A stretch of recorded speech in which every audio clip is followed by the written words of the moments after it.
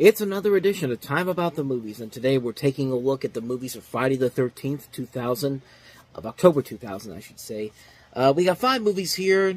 A lot of them are not really all that great, except for maybe 1 or 2 of them. We'll get to them as we move along here, but let's go ahead and talk about our first movie that we have here, and that is Winona Ryder in the supernatural apocalyptic thriller, Lost Souls.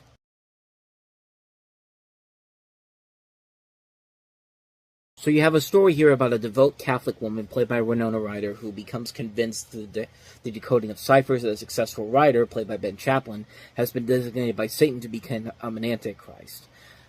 A lot of notable names on this movie, not just with Winona Ryder, as well as the cast. It also includes Philip Baker Hall, Elias Koteas, and John Hurt, but this is produced by Meg Ryan. You would never think that a movie like this would have Meg Ryan's name attached to it in any way, shape, or form. But on top of that, this is actually the directorial debut of Janusz Kaminski. Now, you may not know that name at first, but you've definitely seen his work before. He's basically been Steven Spielberg's cinematographer since Schindler's List. I mean, he's been the cinematographer for a number of different movies with his more recent work, stuff like The Fabelmans and West Side Story. He also did stuff for The Diving Bell and the Butterfly. Like, he's a really good cinematographer, and for a directorial debut, you kind of wish he had something better than this, because, put it this way, this thing was supposed to be released a year prior in 1999. However, because you had End of Days and Stigmata, New Line Cinema basically decided to delay its release, and they moved it to February. And then they moved it because of Scream 3. Then they moved it to September. But then they put out the re-release of The Exorcist, so this got moved back 2 more weeks. And, yeah. If a movie's been sitting on a shelf for over a year, 9 times out of 10, it's going to be bad. Really, really bad. This is definitely a really bad movie. It's a waste of really good talent.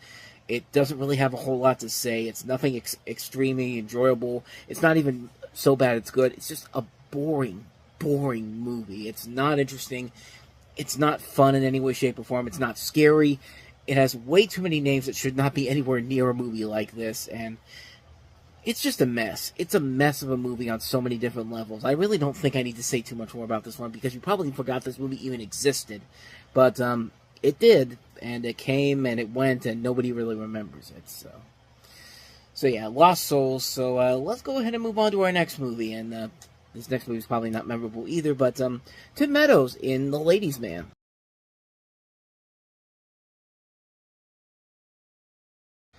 So this was notable for a number of different reasons, mostly because this was actually Tim Meadows' first major project after leaving Saturday Night Live in 2000, early 2000, and at that point he was the longest tenured person at the show before people like Daryl Hammond and Kenan Thompson eventually beat that record.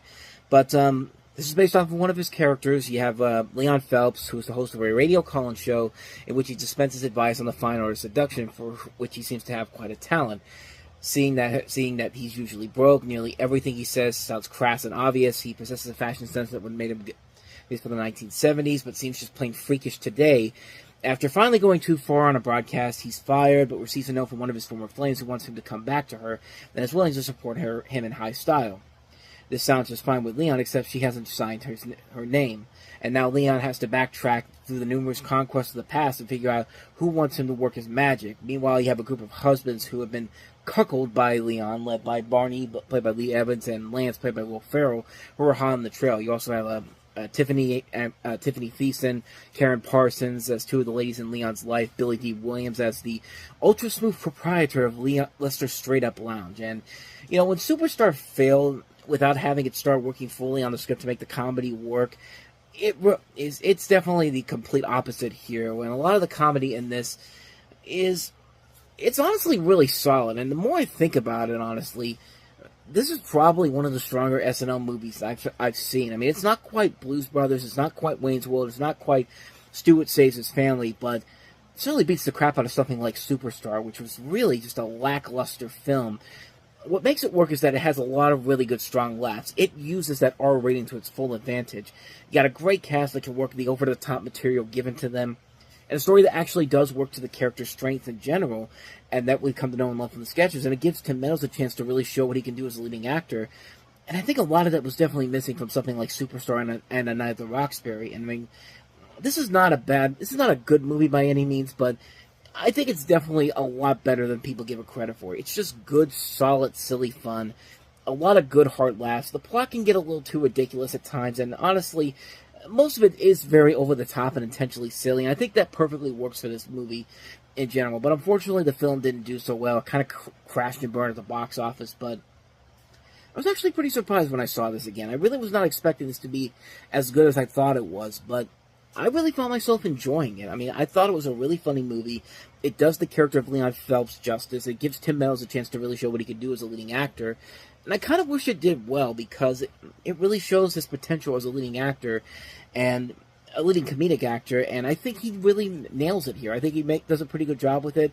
I think it works. Definitely check it out if you haven't seen it. You might be pretty surprised at how good it actually is. So yeah, that's The Ladies' Man. So let's go ahead and move on to our next movie, and that is Joan Allen in The Contender.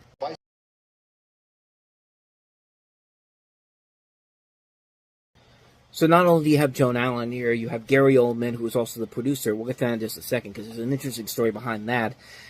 Jeff Bridges and Christian Slater, and you have a story here where you have a fictional United States president played by Jeff Bridges, and the events surrounding his appointment of a new vice president played by Joan Allen. The film was actually served as a response to the Monica Lewinsky scandal involving President Bill Clinton, which, of course, he got impeached for. And it then became the subject regarding alterations that displeased Ullman, who was the co-producer on here, even though Josh Allen, I'm thinking of the Buffalo Bills quarterback. Joan Allen was nominated for Best Actress, and Jeff Bridges was also nominated for Best Supporting Actor at the Oscars the following year. But the interesting story behind this is what happened behind the scenes. So basically what happened is that around the time the film came out, Gary Oldman, in an interview with Premiere Magazine, alleged that editing cuts were made due to the studio's Democratic leanings. And Oldman and his co-producer,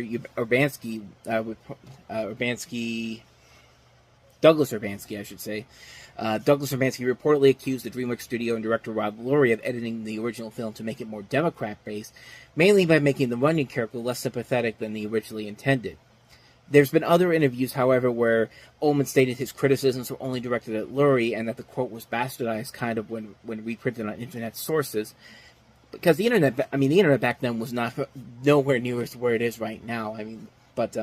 But I digress. He went on to complain that his issue with the film was how it became progressively less ambiguous as the editing went on, specifically citing the music as a problem in turning it into a good film about good guys and bad guys.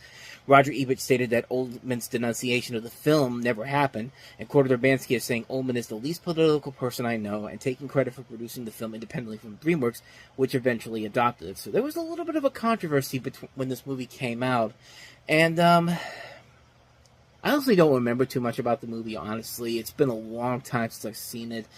And from what I remember from it, I thought it was just okay. I mean, I thought the performances overall carried the load pretty much. Joan Allen is Joan Allen. She'll usually give a really good performance. I mean, Jeff Bridges is going to be great usually whenever you put him in anything. So is Gary Oldman. Christian Slater is pretty good in here. William Peterson, Philip Baker Hall, Saul Rubinek, Sam Elliott. A really good cast overall here. But it doesn't really never leave that impact that makes me want to see it again after I watched it the first time. It's been years since I've seen this movie, but what I remember from it, I just thought it was okay. I don't think it really left too much of an impact, me personally, but I thought it was just fine for what it was. It could have been a lot better, probably, but from what I remember from it, I really did not find a whole lot that made me want to say, I need to watch this again. I just remember watching it and just kind of like, it's fine for what it is, but again, nothing too significant, at least in my personal opinion, to really say that you need to check this out. If you want to see some good performances by Oldman, Allen, and Bridges, see it for that. But other than that, though, I wouldn't rush out to see this one anytime soon. Actually, nor would I say about the next movie we have here, Robert Altman's Dr. T and the Women.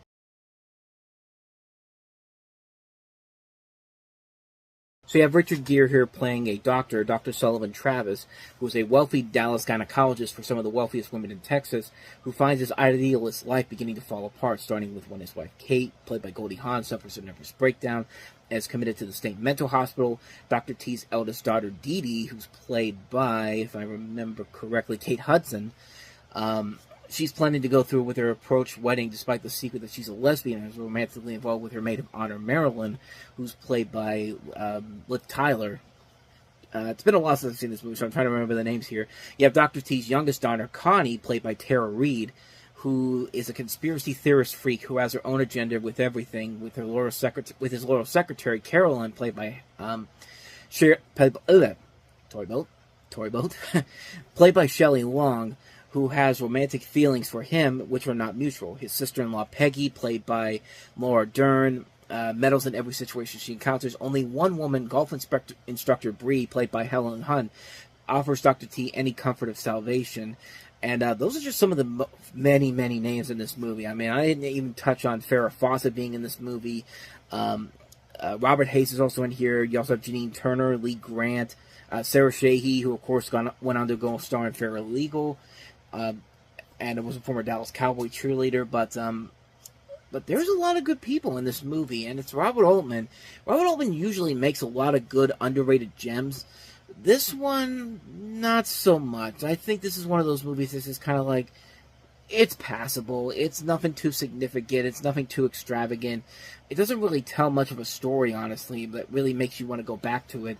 It's just kind of like, it feels like more of a showcase for these actresses to see what they can really do when they're paired up with a notable guy like Richard Gere. But other than that, though, the story doesn't really do anything to really make it stand out or anything. It gets really kind of bland by the end of it. Nobody really has anything in particular to really show what they can do, is what the purpose of this movie's existence is. It's just kind of like, it's there. It doesn't really do anything to really make me say that you should check it out. It's a movie that, like I said, I saw it years ago.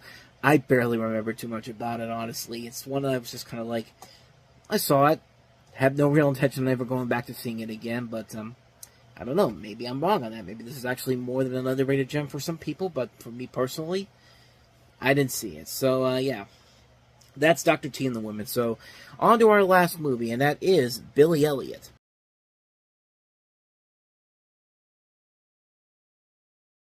So the story of Billy Elliot is that you have this working-class boy, played by Jamie Bell, who discovers a passion for ballet. His father objects based on negative stereotypes of male ballet dancers, and the story is that basically he's trying to prove everybody wrong, including his father, and it's probably easily the best movie of the entire weekend, and it's really hard not to see why. It is a nice coming-of-age story about this kid who finds something that he really finds himself getting invested in, and he's trying to prove to everybody that, hey, there's a way I can do this without looking like a complete weirdo. I mean, he does show that he has the talent to do it, and I think the story does a very good job of handling it very well.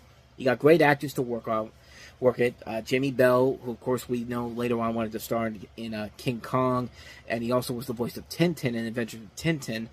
But he shows a lot of acting potential in this movie, and he really makes it work here. You do buy into the chemistry between his father and him. Like, you really believe that father-son relationship. You have Julie Walters giving a good performance as his ballet teacher. The dancing's really good here, and you can see why this went on to become its own stage musical and its own phenomenon in its own right. It's a really good, well-made film. Directed by Stephen Daldry and produced by the same people that did Four Weddings and a Funeral. Stephen Daldry, of course, went on to make stuff like The Hours, The Reader. He actually did a musical version of this, musical movie version of this.